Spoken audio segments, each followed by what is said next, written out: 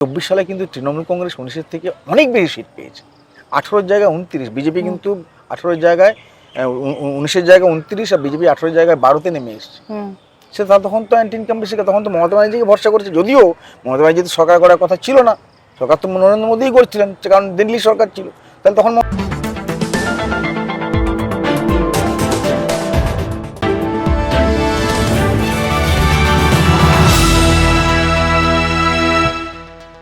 বঙ্গ নির্বাচনে তৈরি হয়েছে নতুন রেকর্ড।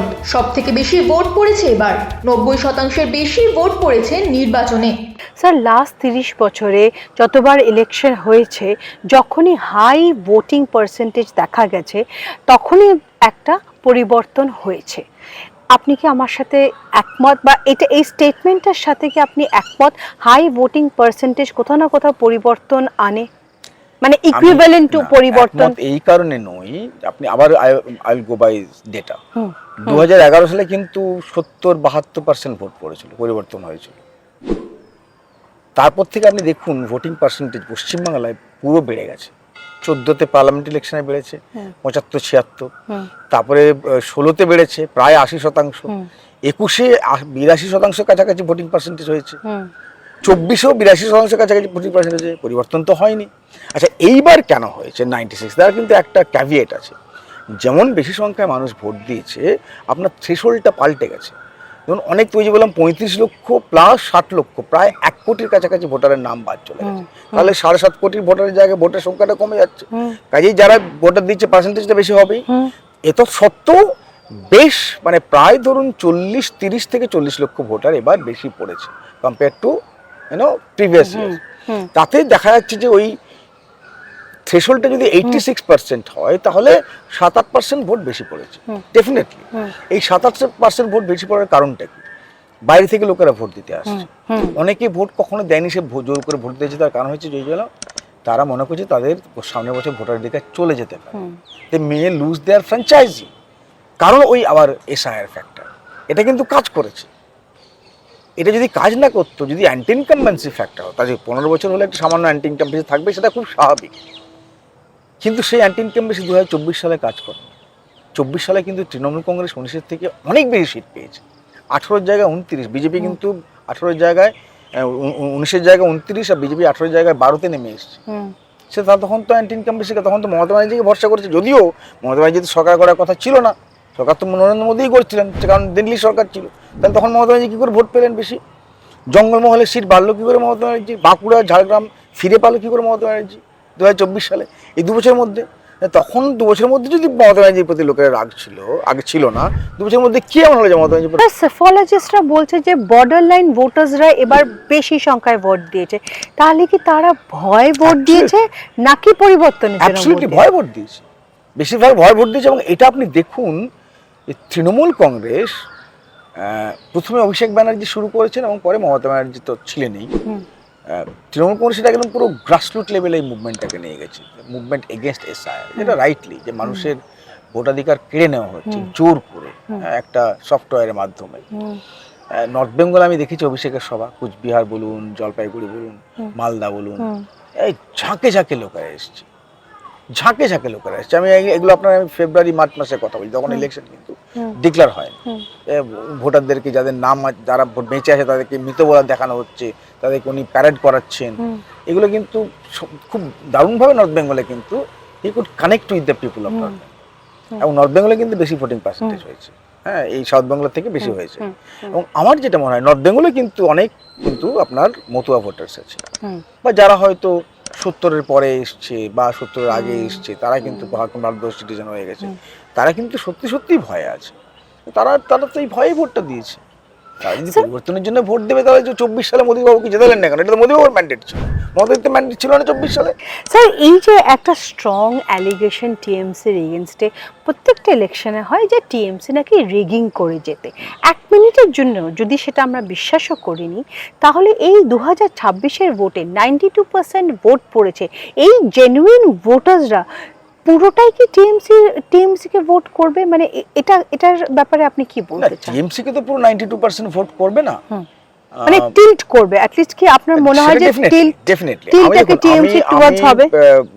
একেবারে পিওর পলিটিক্যাল অ্যানালিস্ট হিসেবে যদি আমি কথা বলি, নর্থ বেঙ্গলটা খুব হাড্ডাহাড্ডি, বিজেপি আর তৃণমূল কংগ্রেস, হয়তো বিজেপি দু একটা বেশি স্লো পেতে পারে, ওই 152 মধ্যে হয়তো এরকম 80, 70 বা 75, 76 এরকম করে হতে পারে। কিন্তু সাউথ বেঙ্গলে 142-এর মধ্যে আমি তো বিজেপির কোথাও দেখতে পাচ্ছি না। গতবার বিজেপি 18টা সিট ছিল 142-এর মধ্যে। লাস্ট আপনি ইলেকশনে যদি থ্রেশহোল্ড ধরেন, পার্লামেন্ট ইলেকশন, বিজেপি 27টা সিট আছে সাউথ বেঙ্গল থেকে। তো 27 থেকে বিজেপি 100-তে চলে যেতে পারে, যারা 200 বলছে তাদের থেকে 100 পাতে হবে। আমি ধরেছি অমিত শাহ বলেছে ফার্স্ট ফেজে আমরা 100 পার করে গেছি, অমিত শাহ কথাটা মেনে নিলাম। ওরা প্রথম ফেজে 152 মধ্যে 100 পাচ্ছে, সেকেন্ড ফেজে ওরা 100 পেতে পারে, যেখানে ওরা মাত্র 18টা পেয়েছে গতবার 21-এ, 24-এ পেয়েছে 27টা। এটা হতে পারে।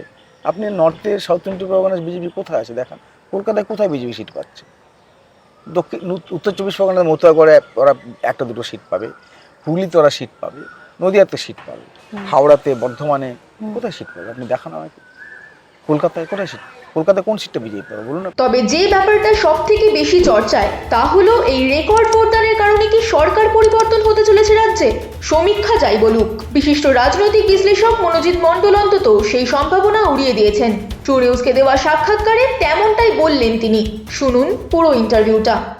এইবার কলকাতায় প্রত্যেকটা ইলেকশনে আমরা এই যে একটা এলিট হাই রাইজ মাস আছে, তাদেরকে খুব একটা ভোট দিতে দেখি না, কিন্তু এইবার ওরা ইন প্লেন্টি ভোট দিয়েছে।